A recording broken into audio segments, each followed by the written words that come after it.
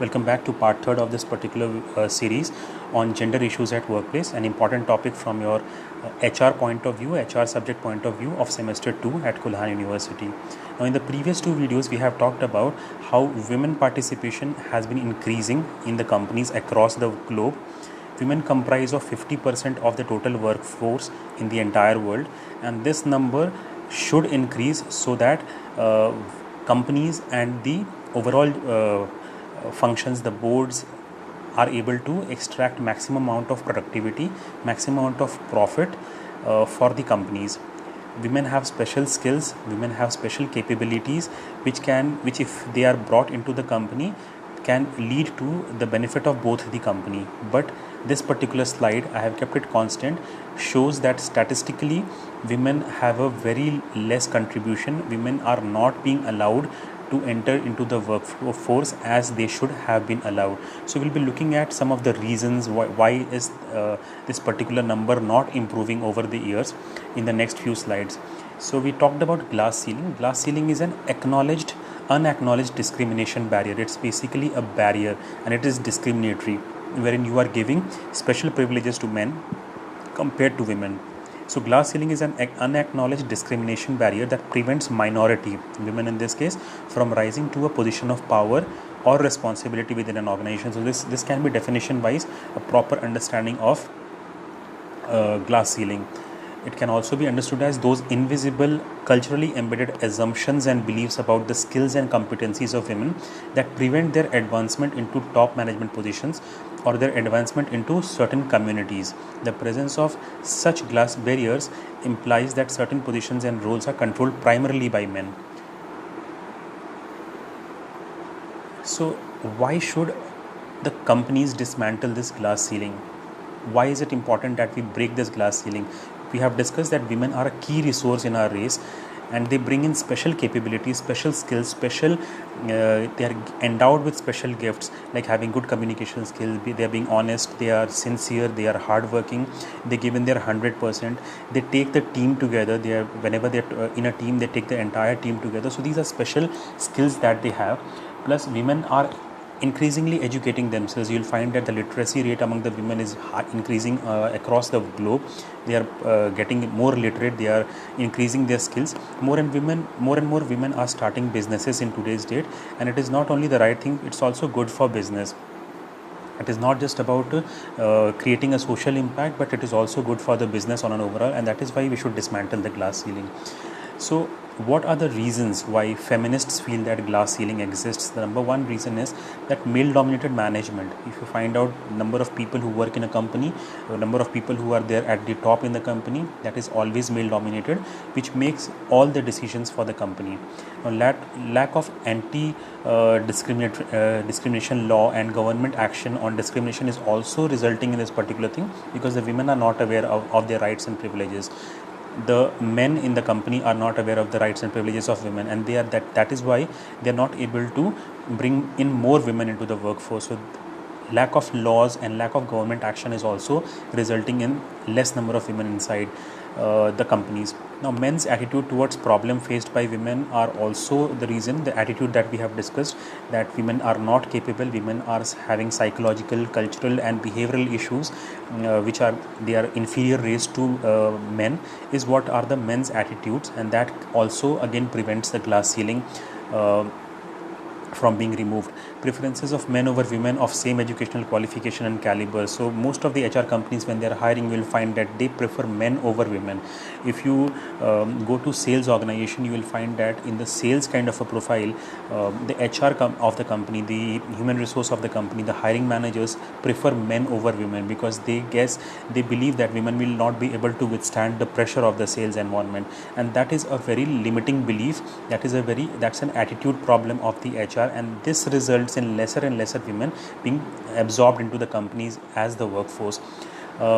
Reasons why feminists believe, one last reason is sexual harassment was another major hindrance in women's career, because women cannot stay in the offices for long. They cannot hold them in the office for late night jobs, and also apart from that, the society looks at women in a very different way. We have various kinds of incidents which happens of sexual harassment on the streets, on the office commute that the women have to face. So this also limits the glass ceiling. This also increases the opportunities of glass ceilings being implemented. Now these misconception relating to women is the reason why management still is not able to grope up with this particular problem of having greater number of women in the workforce. We have discriminations, we have negative attitudes, we have stereotypes, which creates a problem. Also, one more important reason is that women leave their job midway due to personal problems like marriage and raising a family. When a woman is married, she will have to leave her place and go to another place. When she has to raise a family, she again has to take a time break from the office and the workplace, because she has to raise the kid and she has to look after the entire family members. So these are some of the reasons which create a problem for the woman, and that is why probably even the companies have a negative attitude towards women. So it is required that the management has proper amount of commitment, dedication and determination, which is obviously lacking. Why does glass ceiling exists? We have various kinds of reasons which we have discussed it earlier also. Just have a look at it. Now, what are the strategies to break the glass ceiling? The first one is to diversify occupations for men and women. We need to improve the compartmentalization. We have to remove the barriers which exist in terms of which job a man can do, which job a woman can do. For example, we talked about the sales profile, wherein people have the attitude that women will not be able to do this justice to the sales profile. That particular attitude has to move. There is more requirement that the companies and the hiring managers diversify the occupations which are earmarked for women or men. So that particular thought process has to be removed.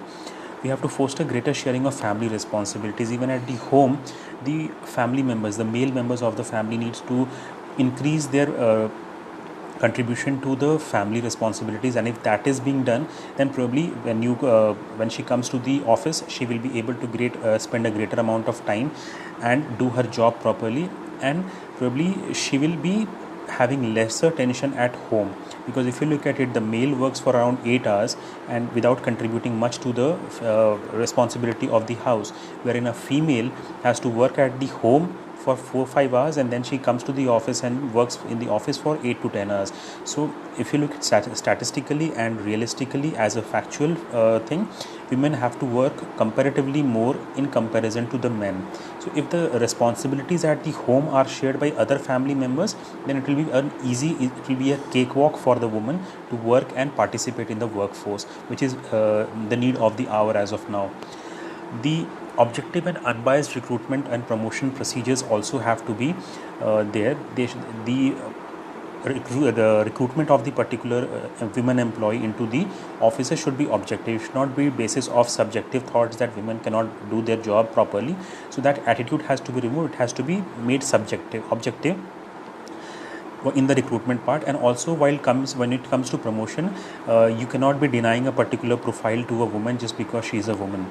You have to increase the gender diversity there. You have to look at the various qualities that she brings to the particular workforce. You have to look at the objective possibilities that she is bringing to the workforce. You have to look at the results that she is bringing to the company, and only then you have to take the decision about the promotion. Most of the times people have a stereotype, people have a negative attitude, and they do not promote women employees. So even that has to go if we need to break the glass ceiling. Then we have to have gender sensitive human resources policies. The policies of the human resources should be gender sensitive. You have to understand that she is a woman, she has a certain kind of limitations, but in spite of the limitations, she has certain kinds of advantages. So the HR needs to do a cost benefit analysis, that there is a cost to employing women, but there are certain level of advantages which are greater than compared to the limiting nature of the issues that women have in terms of employment. So if the HR is gender sensitive, then these things will be taken care of and the women will be able to participate and contribute in a better way. We have to cultivate and nurture women's entrepreneurial talents. Problem is that women in today's date are getting support from the men, not getting support from the corporations, so that they can pursue their entrepreneurial talents. They have various kinds of talents, but those are not being nurtured. When you nurture these talents, then they will be able to contribute in a bigger and better way. Now, we have various kinds of rights under the Constitution. When it comes to knowing the rights that and privileges that a woman has, she has the right to equality. It provides equality of law and equal protection of laws. These are the rights directly which are coming under the Constitution. Then there is Article 51, prohibition of discrimination on the grounds of race, caste, religion, sex. So this is important. You cannot prohibit a particular person on the grounds of sex or place of birth or caste or religion. So this is important. Article 15(3) states that state has the authority to make special provision for women and children in terms of employment, in terms of various other facilities. Article 21 says that right to life and personal liberty, which is the right of a woman. Article 21A says that women have the right to education. Article 42 states provision for just and humane conditions of work and maternity leave. So these are some of the rights which are given directly by the Constitution of India. Article 243 states that it ensures reservation of seats in Gram Panchayat for women. So there are specific seats which are reserved for women in the Gram Panchayat and various other local bodies. Now, if we look at the other issue that comes when we're talking about gender issues at workplace, we have rights against violence and indecency. When a woman comes to work, sexual harassment and indecency and violence against women creates a bigger nuisance in the workforce compared to the other limiting problems that a woman has at workplace.